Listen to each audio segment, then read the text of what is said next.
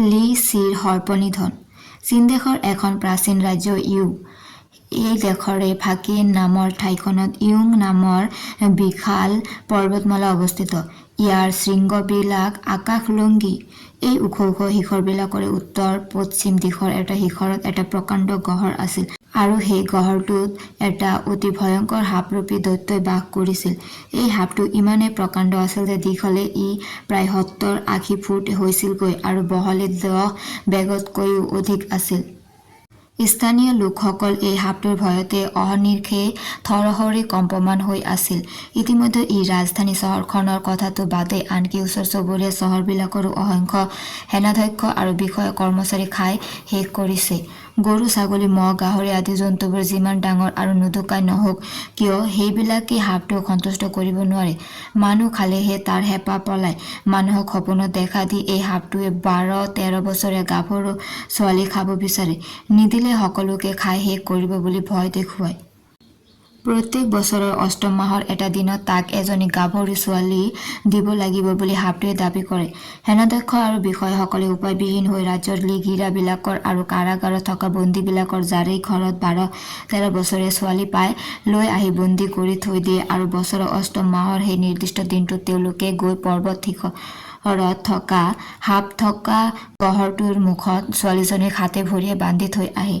খন্তেক পিছতে সাপটোৱে গুহাৰ পৰা ওলাই আহি সেই ছোৱালীজনীক গিলি থয়। 9 বছৰ ধৰি এই কাম একেদৰে চলি থাকিল। 9জনী গাভৰু ছোৱালী সাপটোৱে খাই শেষ কৰিলে।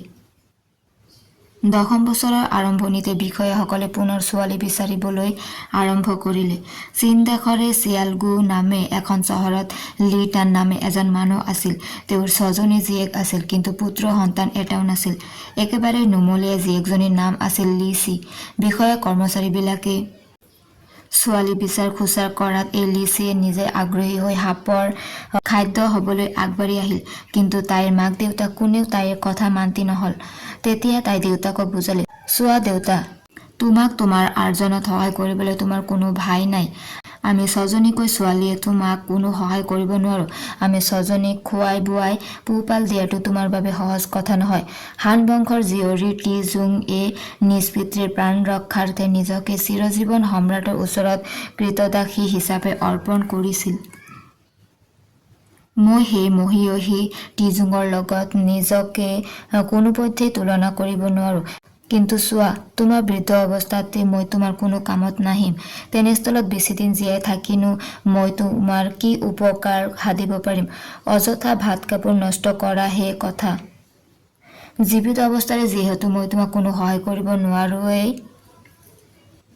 সেয়েহে মোৰ জীৱনৰ বিনিময়ত যদি তুমি অলপ কিবা অৰ্জন কৰিব পাৰা তেনেহলেনো কি লোকচান হব? বৰং ভালহে হব। তোমালোকে মোক বাধা নিদিবা। লি চিৰ মাক দেউতাক কোনোমতে তাইৰ কথাত সন্মত নহল।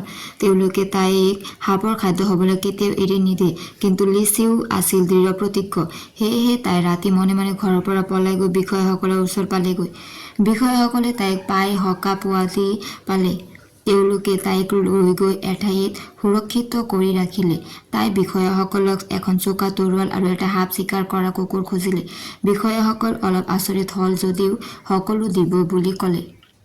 এনেয়ে সাধাৰণতে বিষয়াসকলে ছোৱালীবিলাকক বান্ধি মেলি বন্দী কৰি থয় আৰু নিৰ্দিষ্ট দিনত ধৰি বান্ধি নি সাপৰ খুৰুঙৰ মুখত বান্ধি থৈ আহে। কিন্তু লি চিক কোনো ধৰণে বান্ধি থবলগীয়া নহল। তাই স্বইচ্ছাই আগবাঢ়ি আহিছে, কোনো আপত্তি নকৰাকৈ সুন্দৰভাৱে আছে আৰু বিষয়াসকলক অবাক কৰি এখন চোকা তৰোৱাল আৰু এটা সাপ চিকাৰ কৰা কুকুৰ তাইক লাগে বুলি কৈছে। বিষয়াসকলে তাই বিচৰা ধৰণেই সকলো তাইক যোগান ধৰিছে। বছৰৰ অষ্টম মাহৰ সেই নিৰ্দিষ্ট দিনটো উপস্থিত হোৱাৰ আগনিশাই তাই বিষয়াসকলক কৈ কেইটামান জুলীয়া গুড়েৰে সনা ভাতৰ লাড়ু যোগাৰ কৰি থৈছে আৰু নিৰ্দিষ্ট দিনা তাই নিজে গৈ সাপৰ খুৰুঙৰ ওচৰ পাইছেগৈ। খুৰুংটোৰ ঠিক মুখতে তাই ভাতৰ লাড়ুকেইটা ধুনীয়াকৈ সজাই থৈ এহাতত তীক্ষ্ণ তৰোৱালখন আৰু আনহাতে কুকুৰটো লৈ তাই খুৰুঙৰ পৰা সামান্য দূৰত অসষ্টম হৈ বহি আছে। সাপটো লাহে লাহে ওলাই অহা তাই একেথৰে লক্ষ্য কৰি আছে। ভাত ৰন্ধা প্ৰকাণ্ড থালি এখনৰ সমান ডাঙৰ মুখ আৰু অথালি পথালিয়ে 2 ফুট বহল আইনাৰ দৰে চকচকীয়া চকুৰে সাপটো লাহে লাহে গহৰটোৰ পৰা ওলাই আহিছে। দুৱাৰমুখতে থকা ভাতৰ লাৰু কেইটাৰ মহমহীয়া গোন্ধত আকৃষ্ট হৈ সেইকেইটা খাবৰ বাবে সাপটোৱে তাৰ প্ৰকাণ্ড মুখখন ডাঙৰকৈ মেলি দিলে। লগে লগে লিচিয়ে সাপ চিকাৰী কুকুৰটো এৰি দিলে। মুহূৰ্ততে সেইটোৱে গৈ সাপটোৰ ডিঙিত খামুচি ধৰিলেগৈ। লিচিয়ে খোলা তৰোৱালখন লৈ পাছফালেৰে আগুৱাই গৈ অতি ক্ষীপ্ৰতাৰে সাপটো খণ্ড খণ্ড কৰি কাটি পেলালে। জঁপিয়াই জঁপিয়াই সাপৰূপী দৈত্যটো অৱশেষত মৰি থাকিল। লিচিয়ে স্বস্তিৰ নিশ্বাস পেলালে।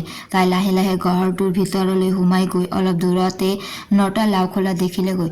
সেইকেইটা বাহিৰলৈ উলিয়াই আনি পৰ্বতৰ শিখৰত থৈ হুমুনিয়া কাঢ়ি তাই মনে মনে ক'লে, চোৱা, নিজৰ দুৰ্বলতাৰ কাৰণে আজি তোমালোকৰ এই অৱস্থা আৰু অকণমান সাহস কৰাৰ কাৰণে আজি মই জীৱিষ্ট অৱস্থাৰে ঘৰলৈ উভতি যাব ওলাইছো।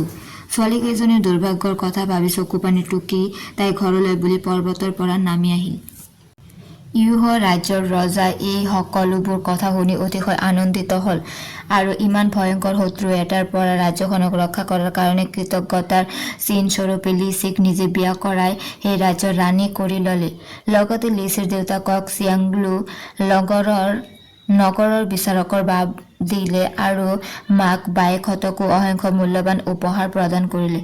লিচিৰ হতাসাহসৰ কাহিনী আজিও চীন দেশৰ মানুহে অতি উৎসাহেৰে গান হিচাপে গায়। বুদ্ধি যাৰ আছে ক্ষীণ কায় হ'লেও তেওঁৰ বলতে কামত আহে, শকত আৱত হ'লে বুদ্ধিহীন লোকৰ বল কামত নাহে।